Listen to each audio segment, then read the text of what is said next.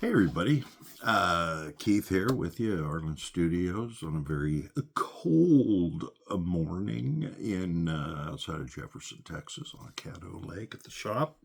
Today, I want to talk to you guys about Popeye.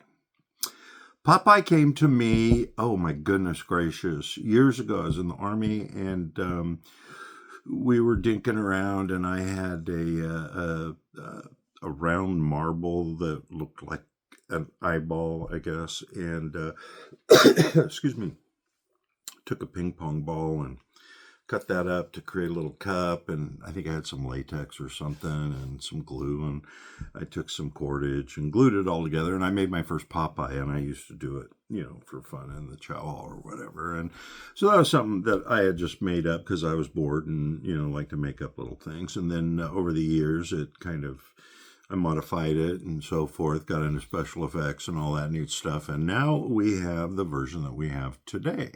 And as I'm doing a little bit of an unboxing, you get your classic little Arlen Studio black box. And inside of this black box, I'm going to turn this down here. You looked at me enough. There we go.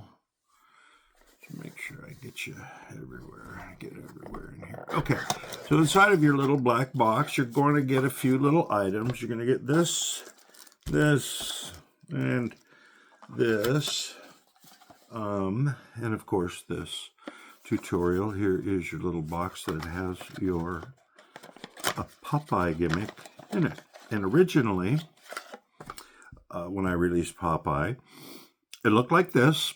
The design has not changed much, except for a few little things that I have added. And the only reason I've added these things is because, folks, I've gotten old, and my tools of the trade don't work like they used to. I have this curvature thing, so the whole palming of something becomes difficult for me.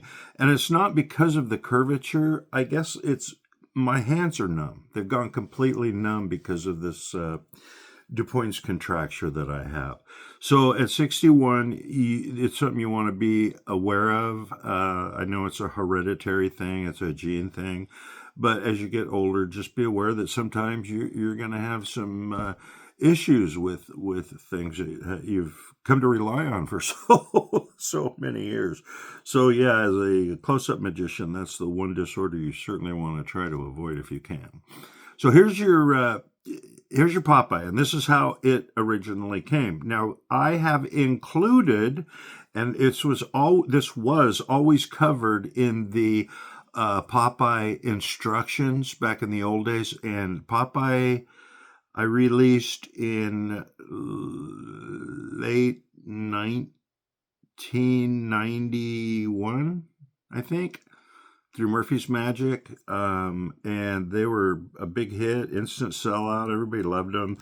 And it was always funny to me because it's what I call geek show magic or carnival magic or the old sideshow type stuff, and this is what you would find there. So it was interesting because I discovered a whole new group of magicians who were into this bizarre stuff, and so it worked out pretty good. So okay, so original version of Popeye has a little eye cup here.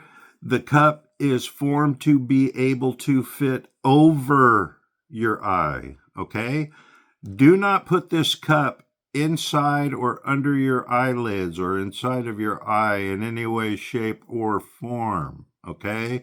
Sorry, I shouldn't have to say that, but in this day and age, I do. So, anyways, the eye cup, and I'll bring it up here in a minute to show you. It's got a little bit of neoprene padding right here, like so. It's all made out of a polymer elastic resin. The eyeball's relatively realistic. I've got a good source for those. And then you'll see here, let's do this. Let's go up, get in the light. There we go. And you'll see that this is a blue one. It's got the veining and all that neat stuff. It comes down and there you go. Okay, so I want to show you how it fits. Okay, your eye cup right here. Little black neoprene. This is just the fitting purposes. And when I send them out, you can still trim this down a little bit with a pair of cuticle scissors if you need to, okay?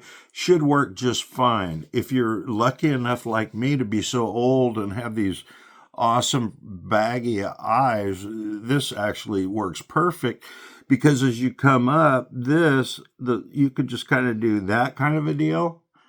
And once you've done it,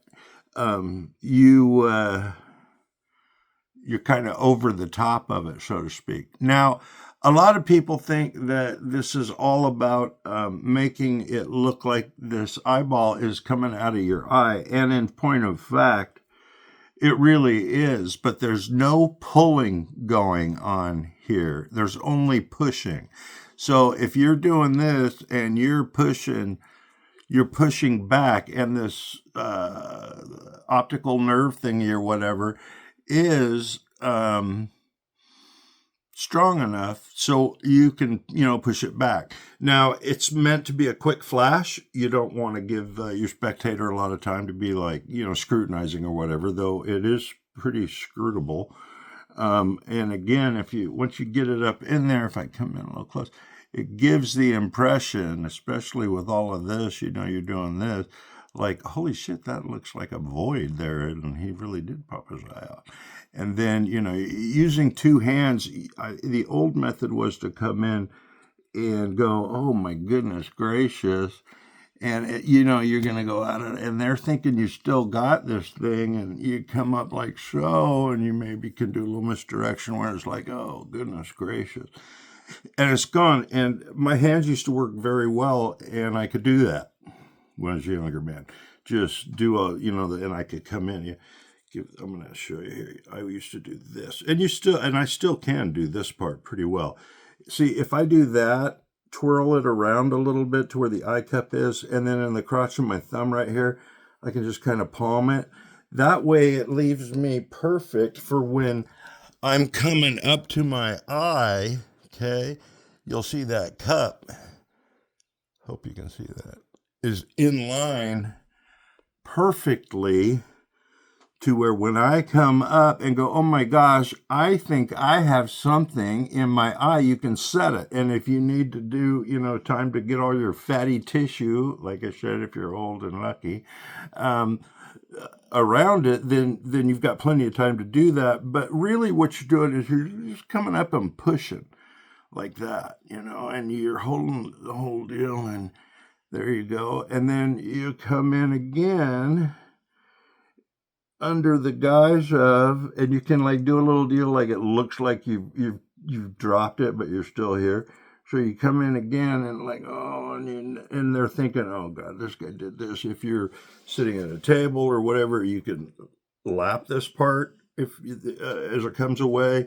You can go down to your pocket under the guise of retrieving a Sharpie marker. I know I use that a lot, or your deck of cards, but it's really one of the best misdirections to switch something for another. If you come out with a Sharpie marker, the modern day magic wand, I mean, people are just like, oh, okay, you just went for a deal. And because if you misdirect well enough and make it look like this is still in your hand and you just kind of did a transfer over or whatever, drop this out of the way, it's like, oh, okay, do your deal, make your switch, come back up, and let's go. Okay, that's how I used to do it. Can't do that so well anymore. I can still get away with it in a bar if it's dark and there's alcohol involved.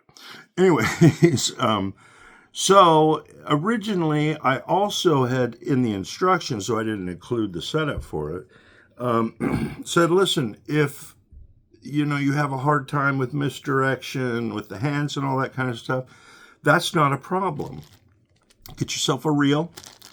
And now I'm including a special reel that I have found, and I modify a little bit, but it works perfect for this. So this is your reel, okay? You'll see it is like a D-ring. It's got a clip here, so you can clip it inside of your jacket, your shirt, whatever. It's also got a little deal here. So it gives you the option to put this reel wherever you like. Okay. I wear a lot of suit jackets and things like that, or leather jackets and so forth. Or I wear a lot of long sleeve shirts, things like that, or used to. I used to do a ton of bar magic. This is where all this stuff comes from. I mean, I was like Mr. Bar Magic of Northern California. It was crazy for a while. And that's how I got into, some of the little side effects that I released, like Popeye or Creature, or like the bottle caps thingies that I'm doing now. All that stuff came from my bar magic days. So, anyways, okay, back to our reel. Now you will notice I have modified this to where there's nothing. It's like a lanyard, I guess. There's nothing there except for the stop and monofilament. And I give you a good long piece, give you a little extra too if you need more, or this breaks or whatever. And it's a very simple process here. You got two choices to make. Depending, and don't do this until you figure out how you're using the eye in regards to your placement for your initial reveal. Figure out how you're going to get it in there, how you're going to get it to stick in there, all that neat stuff, and get all of that taken care of. Then you're going to decide, once you're doing this, am I doing it more like, am I just holding the optical nerve and kind of pushing back a little bit on this thing while I'm doing it, or am I going to come out here and hold the eyeball itself, or do I want to come back here and just kind of do, that little deal where you're kind of pushing in like that. So once you determine where your fingers are going to be, most of the time when you're doing your eyeball thing, that's where you're going to want to tie the monofilament line. Okay, and it's just a simple knot. Don't just wrench it, because this is a polyurethane foamy type stuff, and you will cut through it. It's pretty tough, but don't be silly. Okay, and so you're just going to come around. In my case, because I do my eyes so fast that when I get it up in here and I'm happy with that placement, well, I'm just kind of back here pushing the eye ball part back enough to where it comes back in, and it's pushing that back into that crevice even more. So what I'm trying to say here is this right here at the end of this eyeball proper, that's where I make my tie. So you would come in and you would just tie it around there.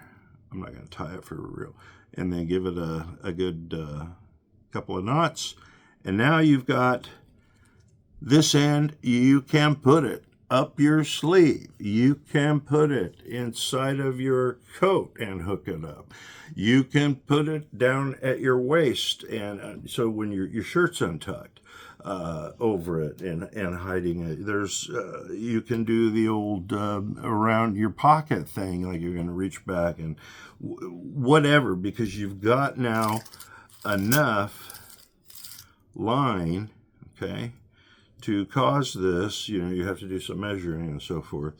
To now, when you're here and it's in your eyeball and you're like, oh my God, I don't want to do this anymore, come across and do your kind of a switch thingy while you've got this guy. And then either you can, if you've got good, nice sleeve, I usually keep my sleeve pretty well, you can just drop it and it'll suck down into your sleeve. Or as you're coming back, because the monofilament's running down here, you can't really see anything. On a jacket, if you keep it up your reel up higher, you might need a safety pin or something, or you can use the inside of your pocket. You're going to come up, and you're still, if you go to this side, because it's however you want to do it. Sorry about the sound effects. My kids used to let me come across. And as you're coming down, just let the thing go, and it's going to suck back in there. Or if as your people are still thinking this and you're going down, you just let it go down to your waist, to your side, and let it go, and it'll go up into under your untucked shirt or whatever. This is how I'm doing it now with the reel.